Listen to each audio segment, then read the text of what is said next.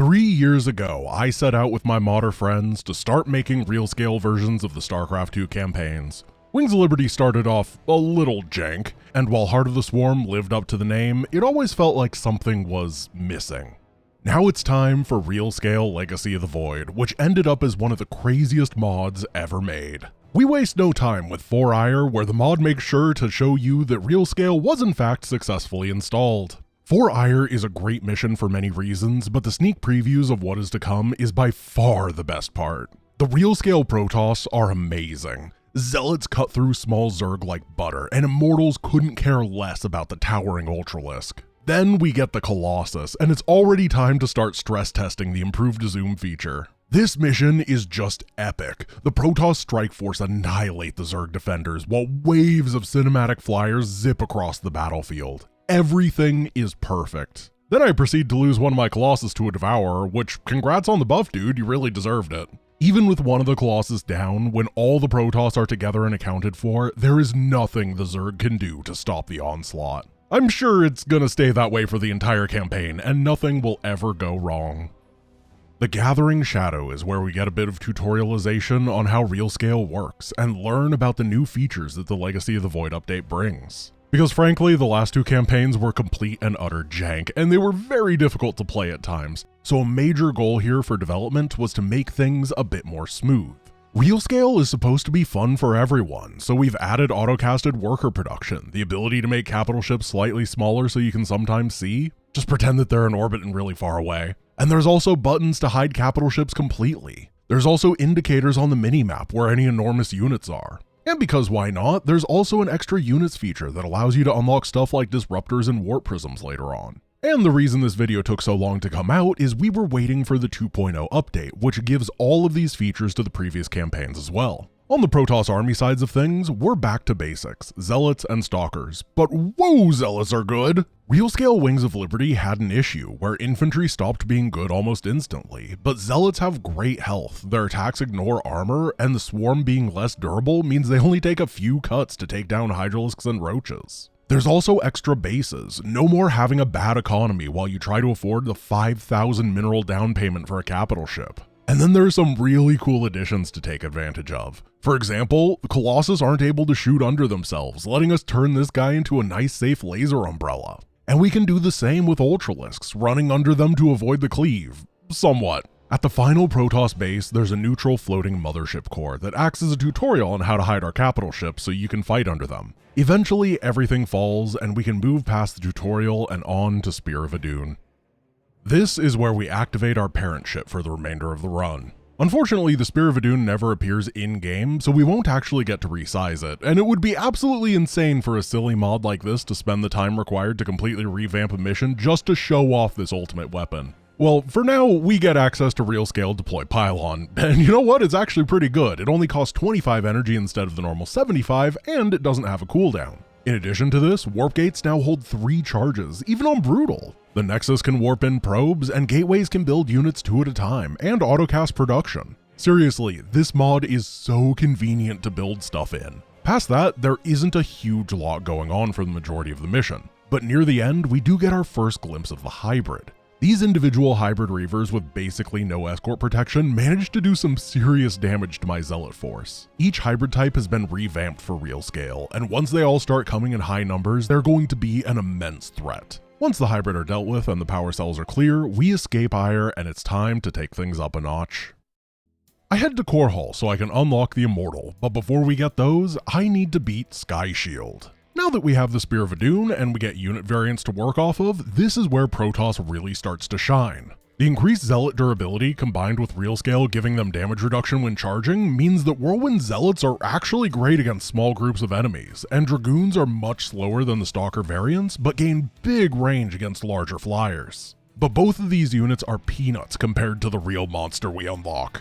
The Spear of Adun's combat systems have a long cooldown and are expensive, but boy do they deliver. And not a moment too soon. We may only have small units, but we're gonna need to use some very unconventional tools because the game is about to ramp up much more quickly than the previous real-scale campaigns.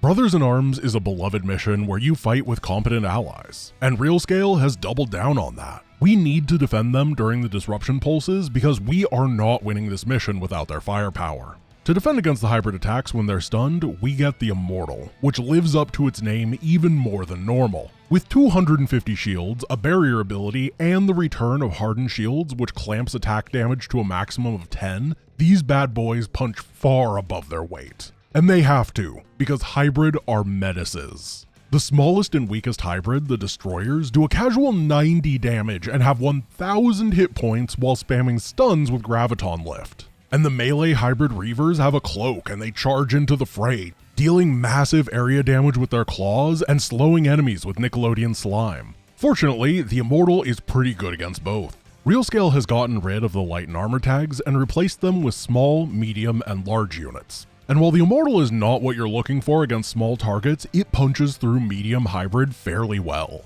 Unfortunately, Immortals can't shoot up, which causes a bit of a problem when Mobius starts making it rain lasers. The capital ship rework has made Realscale one of my favorite mods. Both the modder Orca Warrior and I are big fans of the game Empire at War. You can even see us playing against each other in my last video. We love that game so much that we unabashedly stole the capital ship hardpoint system and ported it directly into StarCraft. And yes, the Terror Tank in Zero Space exists for the same exact reason. You're welcome.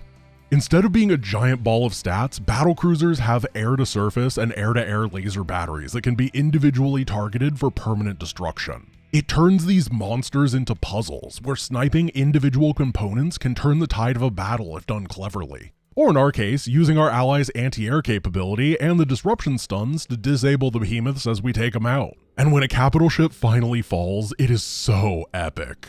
Not to be outdone, the 3 hybrid dominators at the end of the mission proceed to cleave through 100 supply of elite Protoss and Terran forces before I can finally take the win. Next up is Glacius, and it's finally time to unlock the High Templar and Archon? Warp in Reinforcements is a famously mediocre ability in the original and has been redesigned into Deploy Akundalar, a power that warps in 3 Zealots and 2 High Templar, just like the Legacy of the Void intro cinematic. This is really nice. Having access to a limited amount of these normally inaccessible units early on makes it very appealing to use the Spear of Adun energy, trading off the bursts of damage in orbit for a more consistent long-term army. And this works really well until the carrier. Not all capital ships are created equally, and carriers make the Behemoth-class battlecruisers from the last mission look like a joke. Fortunately, patience is the answer here, because on this mission, we're racing Mr. Laser to the objective, and he puts the cut in shortcut. Thanks, buddy. I really like how creative the missions have been for adding in powerful enemy foes when we just aren't equipped to normally deal with them. Using the mission objectives like the laser or the disruption pulses to our advantage allows the mod to feel like it isn't artificially cutting the strong enemies out of the beginning to make things viable. The mission's final gauntlet lacks massive flyers, but still contains Templar, Immortals, and Colossi. Fortunately, Annihilator Immortals are still very good, and we easily dispatch the Warp Prisms as we race Mr. Laser to the vault. Moving on to Shakuras, these 2 missions are probably the least changed in the entire game. It turns out that tiny Dark Templar are still Dark Templar. Actually, them being tiny is a pretty nice buff. They can get these incredible surface areas on Void Thrashers and Ultralisks, dealing immense damage. And of course, just like Zealots, their Warp Blades ignore armor, though I'm not sure that matters too much when they're already hitting for 80. We also get a bonus objective to rescue some Signifiers, a Dark Templar variant with a mediocre ranged attack, along with the Revelation ability and Stasis Ward spells. And I don't know what else to say. It shouldn't be a surprise that DTs are pretty flippin' good on their own unlock mission. Though when we get to Last Stand, the value of the Avenger becomes very apparent. Avengers were always a solid choice, though overshadowed by their Shadow Fury counterpart. But in Realscale, where units die fast and often, having a free automatic teleport home with a heal is absolutely incredible. They're going to be a worthwhile ninja force throughout this campaign, even if they can't almost solo every mission like they can in the base game. The remainder of Last Stand is, well, it's Last Stand. It's photon cannons and Kaidaran monoliths. Though the monolith are far more expensive than normal and act as a dedicated anti-capital ship artillery piece. They have great range and can't even target small or medium enemies. They're niche but incredibly good at their job, which I like. The remainder of the mission is a great time to pad my kill count and get that KD ratio sky high before venturing into Ulnar. Hey look, we've ventured into Ulnar. Like the Immortal, Starfighters are a unit tier that feel fantastic in real scale. The Phoenix are quick and nimble, but now they have punchier cannons, so when they lift a unit, it doesn't feel like they're awkwardly tickling them. We also get the Oracle, which I made one of and then completely forgot existed for the remainder of the campaign. But that's fine, because Phoenix are more than enough. I do use Orbital Strike to clear the defenders from the Titanic Warp Prism bonus objective, but have to use the fighters themselves against the Prism because objectives and bonuses are immune from the Spear of Adun. This mod may be a power fantasy, but you do at least have to make units. One exciting thing is that Phoenixes can actually fight capital ships. Kinda. We're on our own against the big boys now, and even though it's just a Void Ray, it does feel gratifying to explode with our own hands. Unfortunately, you might notice that the camera is wonky with the Spear of Adun abilities. For some reason, despite StarCraft 2 being one of the most open and moddable strategy games in existence, the Spear of Adun camera zooms are hard-coded, which is really neat. I hope whoever made that in 2014 enjoyed the 3 minutes of time that they saved. Anyway, Phoenix are awesome. Splitting units into small, medium, and large was a huge buff for them. Now they can pick up medium targets like Archons without a worry in the world, making capturing the locks a breeze. Next up, we have the second Ulnar mission. It's mostly the same, but sometimes things are big. The only major change here is that Kerrigan and Artanis have a shared command card to make control easier, which is great, but it doesn't really matter that much.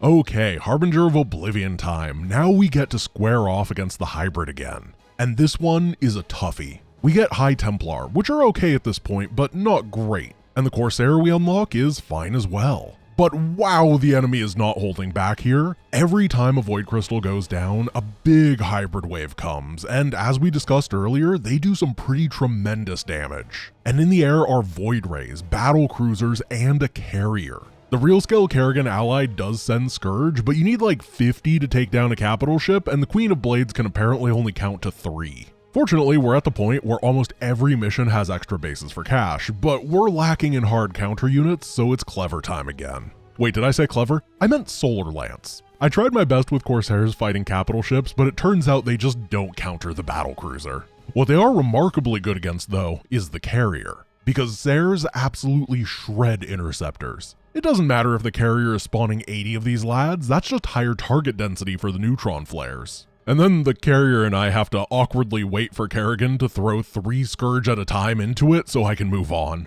Once the capital ships are down, all that's left is asking the Spear of Adun to roll out the blue carpet towards the final Void Crystal. With Ulnar complete, we get our choice of the Purifiers or Tal'darim missions, and we're headed to Endgame. Obviously, the main course of real scale are the starships, but the robo units have some of my favorite designs in the campaign, so I have to play with them first. First off is the Megalith Escort mission, and while we've seen the Colossus before, we have extra units unlocked, so we also get the Disruptor. We must ensure it reaches the stasis locks safely. Maybe he'll stay at home and defend the base.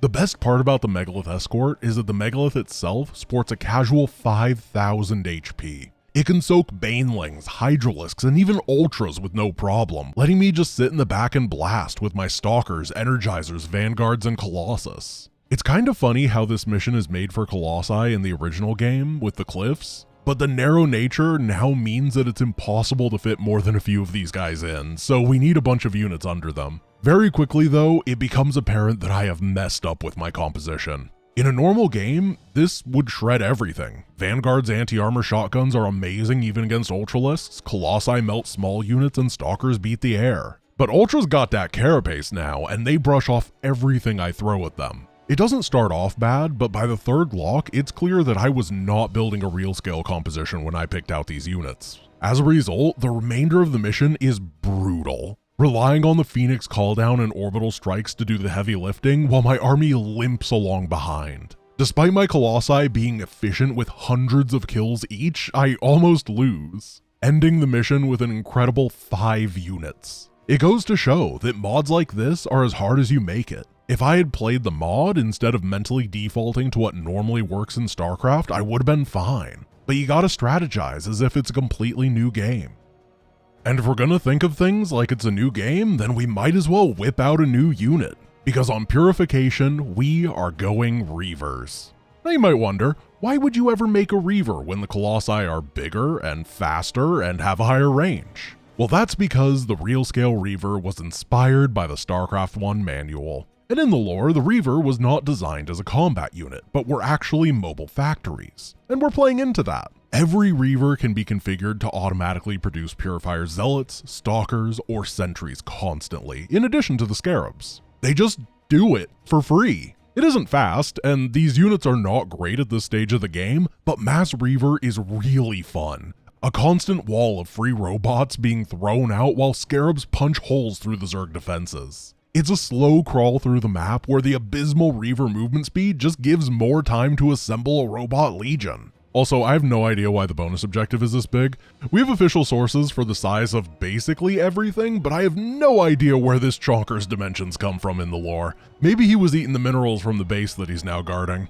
Purification also brings us our final hybrid type to fight, the Behemoth. Behemoths fire a giant laser that deals a casual 1500 damage, and then when reduced to 50% HP, show that Reavers are not the only ones who can make an entire army out of thin air. Behemoths can be tough, impromptu generals that lead the charge themselves, but we're getting to the level of firepower that any individual ground unit isn't going to turn the tide of a battle. The inevitable death crawl is enjoyable enough that I almost didn't have a meltdown about these freaking Vipers that just abduct and blinding cloud literally everything in the universe. I don't know why they decided my Reavers won an all-expenses paid vacation to the Hive cluster, but they sure are not taking no for an answer.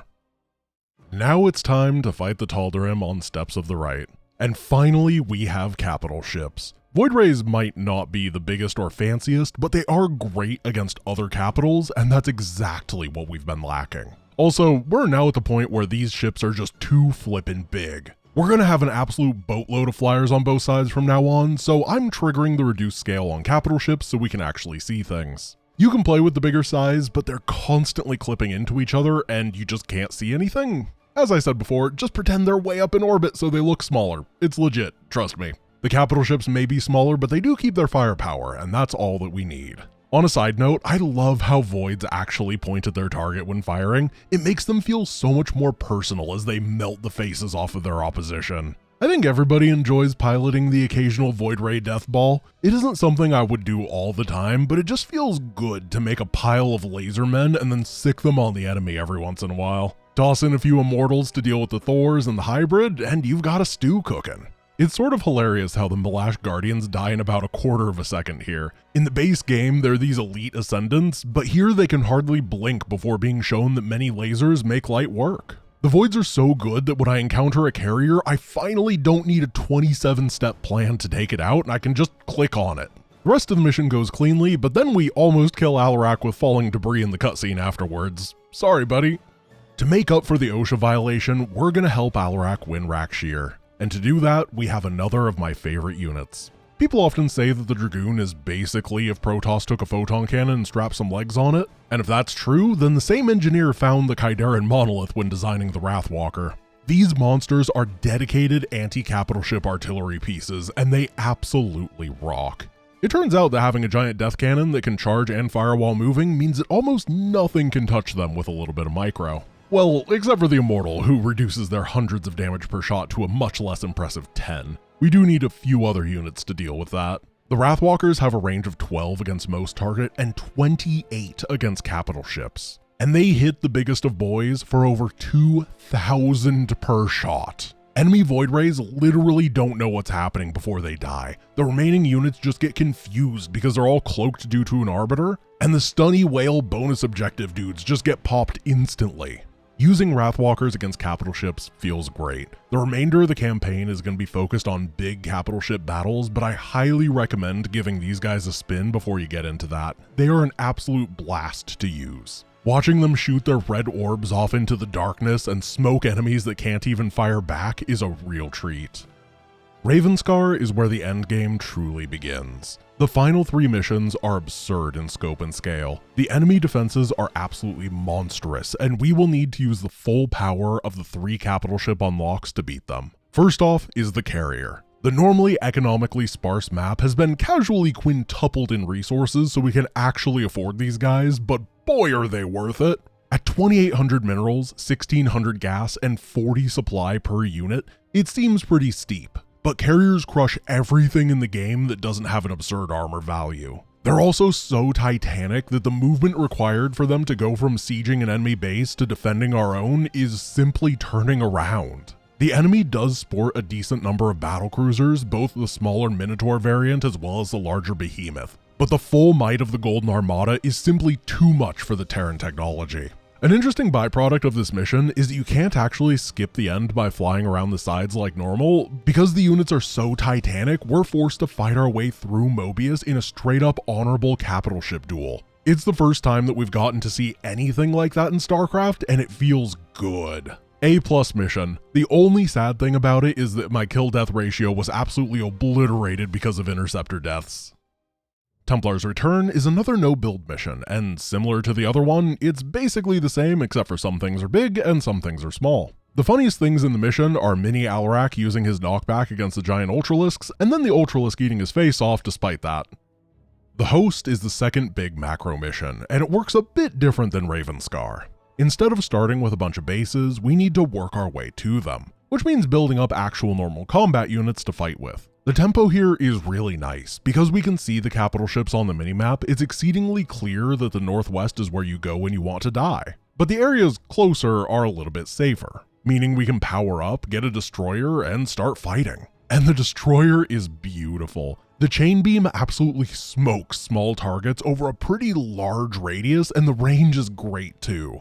I'm always tickled when this guy is good because the base game variant is so underwhelming. The Solar Bombardment ultimate has been retooled as well. Instead of being really bad and firing shots randomly around it, it's become an Overwatch ability. A beacon is placed on the ground, and the Spear of Adun will fire 50 targeted strikes against enemies nearby. The best part is that the beacon will last as long as you have shots remaining, making it a great defensive tool. Now the Time Stop, Purifier Beam, and Solar Bombardment ultimates each have completely different use cases, instead of being bad, and Time Stop.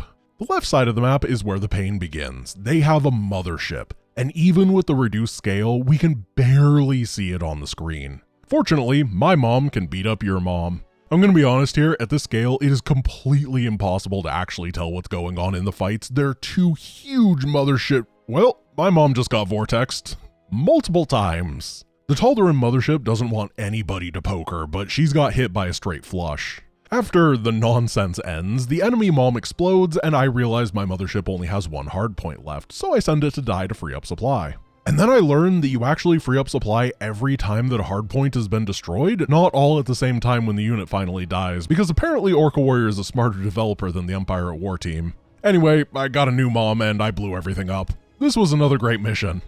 This brings us to the final mission in the campaign, Salvation. We must defend the relatively small map with our allies for 30 minutes, and the Tempest is perfect here. Their shots deal catastrophic damage in an enormous area. They're so big and slow that the attacks show up on the minimap.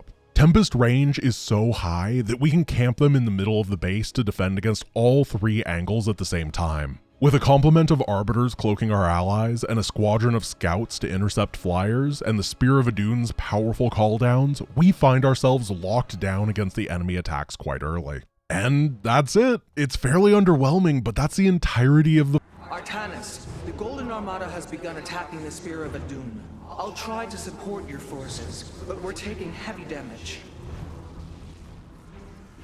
This vessel serves as a beacon for your hope. Your faith is misplaced.